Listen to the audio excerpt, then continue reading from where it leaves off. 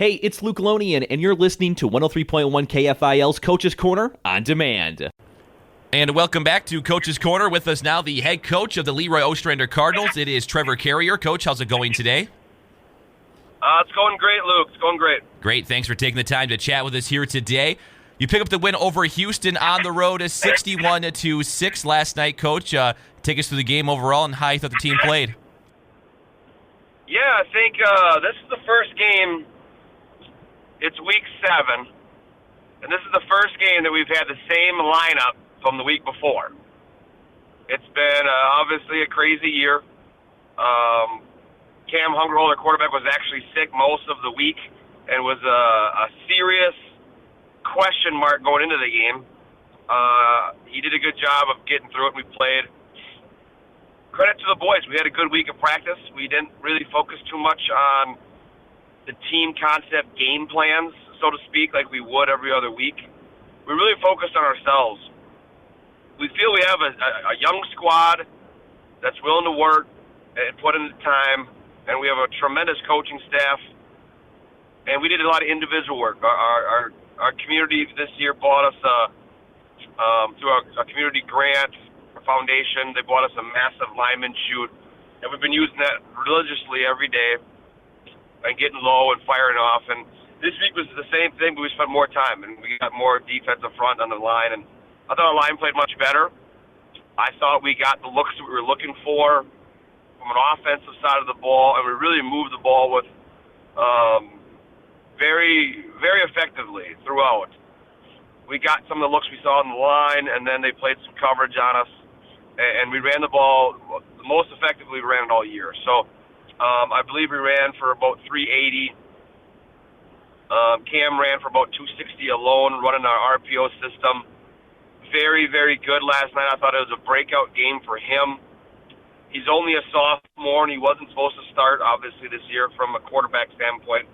He spent all summer working on his routes, and he would have been a tremendous receiver. But he's a good athlete. Aaron's his dad, and Aaron's a great athlete at Rushford, so it's not a shock. But again, he's only a sophomore, and to run the system that we expect, it's more than just calling the plays. He was running the RPO very well. He was moving throughout, making Houston make decisions, and then he actually made them pay. Prior to this, he just handed off for quick read and make a handoff, and they'd be able to recover. Well, last night he held those meshes very well and ran very well. Peyton Rowe got going, so once he did that, it opened up Peyton. So Peyton ran for over 125. Cam also was very effective in the passing game, 7 of 9, 140 yards or so, and 3 touchdowns or something. So, again, we ran a lot of RPO scheme, and we really pinpointed some of their safety looks, some of their corners, made them make decisions in Houston's zone, and then we really made them pay, regardless of what decision they make. So the game was starting to slow down for him. The line started blocking. Hats off to Kyle Stern. He put a tremendous defensive game plan together again, and the defense gave up like 125 yards, and half of those are on one play. We got really aggressive on a bubble screen, and we tried to jump it, and Cody had made a good call in Houston and went deep, and they scored. And Cody's a tremendous coach in Houston.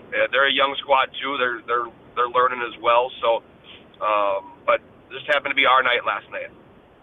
You pick up the win, like we mentioned, 61-6, the final score, Coach. How can you try to snowball this into a short week matchup with Lyle Pacelli next Wednesday? Well, I think there's one thing that we've done in Leroy, and we've lost games in Leroy. We have a good program, we think.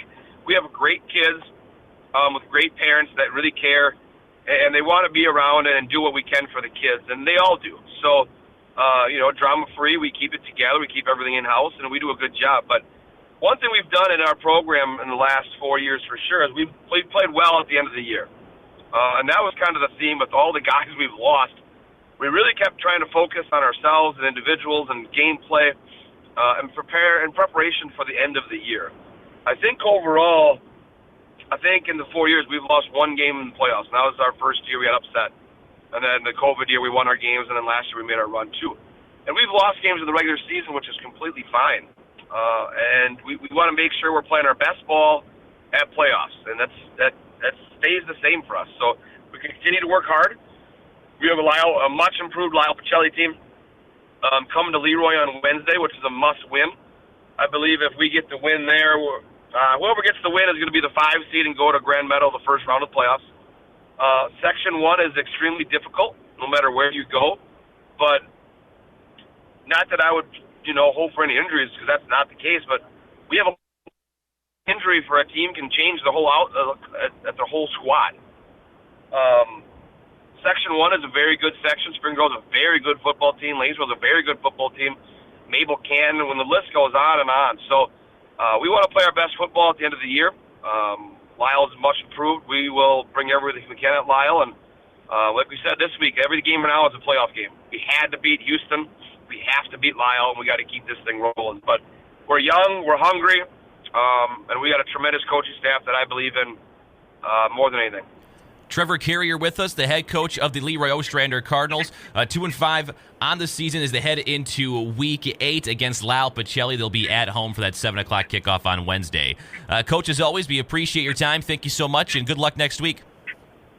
Awesome, Luke. I appreciate everything. Like I said all the time, thanks for everything you do for Southeast Minnesota and all the calling, the coach's corner. And, man, we have tremendous football in Southeast Minnesota, whether it's 9-man all the way up. So a lot of tremendous Hall of Fame coaches, a lot of amazing kids, and thanks to you, you get to kind of spotlight all that for all of us. So thanks a lot, buddy. We appreciate that. Thanks, Trevor. And you hit the nail on the head. Some amazing athletes, coaches, the whole 9 yards, and not just football, volleyball, and a whole lot of other sports, too, throughout the winter sports season as well, and spring and fall. So very cool to see that. Coach, we'll chat with you next week, and we got more Coach's Corner on the way next right here on 103.1 KFIL.